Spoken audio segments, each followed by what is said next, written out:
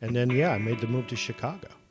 Why Chicago? Had you had a taste of improv to that point, or was this something you... Murder Mystery was the only taste of improv that I had, and I enjoyed it because I was obnoxious, and I had that kind of energy, and it was fun to do. But I had no intention of pursuing it. I went to Chicago because I knew it was a cool theater town. Actually, it was a girlfriend and I were going to make a move and get out of Battle Creek. Oh, okay. She wanted to go to New York. I thought maybe I'll try L.A., and we compromised. How about Chicago? It's close to home. It's only 3 hours. 3 hour, yeah. 3 hours from home, and it's still a big city experience, and there's still opportunities for us to pursue the things that we wanted to do. And we went looking for an apartment. I wanted to go to Chicago and do theater. There's a lot of great black box theater and small, wonderful theater for people to, cut their teeth on. They want to get into the scene. That's what I came from. I'd done musical theater and theater in college. And so I thought, this is great. I went and visited a friend, Holly Walker, who's an alumnus at Second City. She, alumni? Alumni. Thank you. I don't know what the difference is. They both sound right. They both sound right. One's plural, one's not. Oh, probably, yeah. Anyhow, she said, you got to go see this show. She was taking classes at Second City at the time. I'm like, oh, okay, cool. We went and saw this show called Pinata Full of Bees.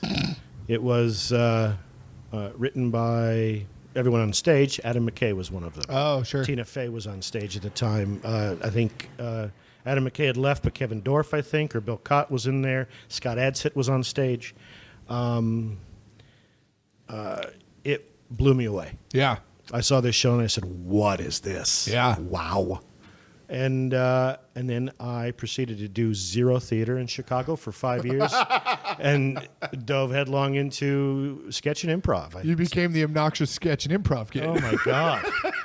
And where I found my people, that community. Yeah. There was plenty like me. Yep. And it was a wonderful community, still one of my favorite communities of people. I feel like we have to have so many people in common from that because I worked at IO West out here for a number of years. So I just know so many of those Chicago people from your generation, too. My era was late 90s. So I moved to Chicago in like 94, end of 94, and I came out here in 2000.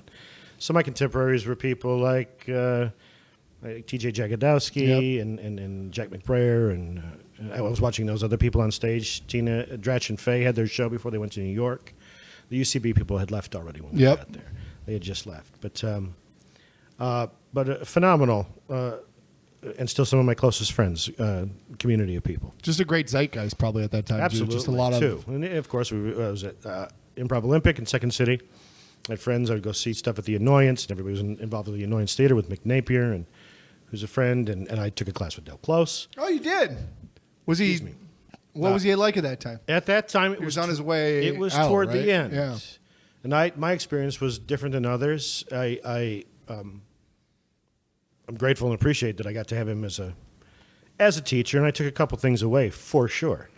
But at the time, it was most of my memory was him bumming cigarettes and grumbling. Sure. From the students. Yeah. And on our last day, we had to do a herald for him. And it was the last class. And at the end of the class, Del took a drag on his cigarette, hung his head, and said, "Thank you." And he walked out the door. Oh, my. It was brutal. It was fucking brutal. It was amazing. Yeah. Oh, man, that's funny. Yeah. Gosh, that's we nuts. hadn't lived up. But he was a great teacher, and my experience was, like I said, different than others. But the lore of him is fascinating. The lore of him is fascinating.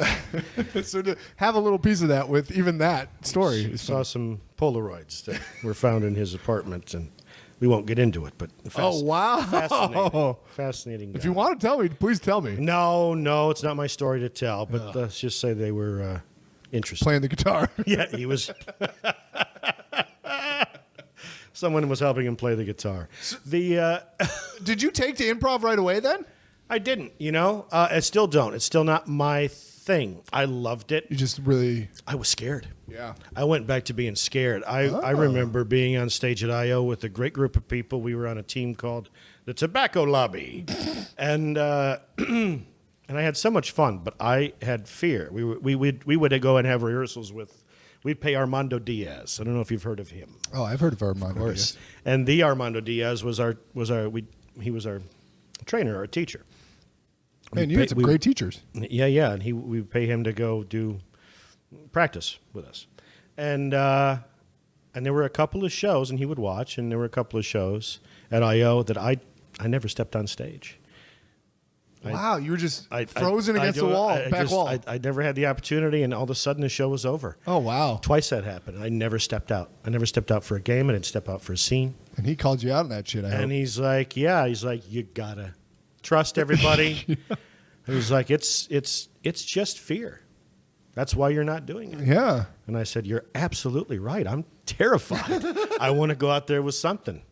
And he said, you don't. Yeah. Go out there and be open for something. Yeah. Trust your guys, trust your team. And great lessons. But I never got over the fear completely. And now, if I'm invited to do a set or something, if I go see a buddy's show, it rattles me still because I'm rusty. At the time, I got over it, and I enjoyed doing improv. I never enjoyed games because I'm not quick. I was the actor, and I prefer words, and I prefer crafting that way. It's not my talent. Yeah. It really isn't. And I have so much respect and admiration for those that do because I can't do it. And so many of my friends are so good at it. They're just sharp. They're just fucking smart and quick with their smart. Yeah. I need to mullet for a while before I come up with that comedy. What got you over that fear, do you think? Was it him telling you that, or did you helped. Did you ever do like a two-man show just to force you to get in it? I was embarrassed that I didn't trust myself, and I was embarrassed that I didn't trust my teammates because I thought they were all so funny. Yeah. And that was insulting. And I didn't want to do that. So step out and trust that you're gonna figure something out. Yeah. Listen. Open your ears and listen. Trust your guys and run with it. Listen to what's happening. Play the game, Yeah.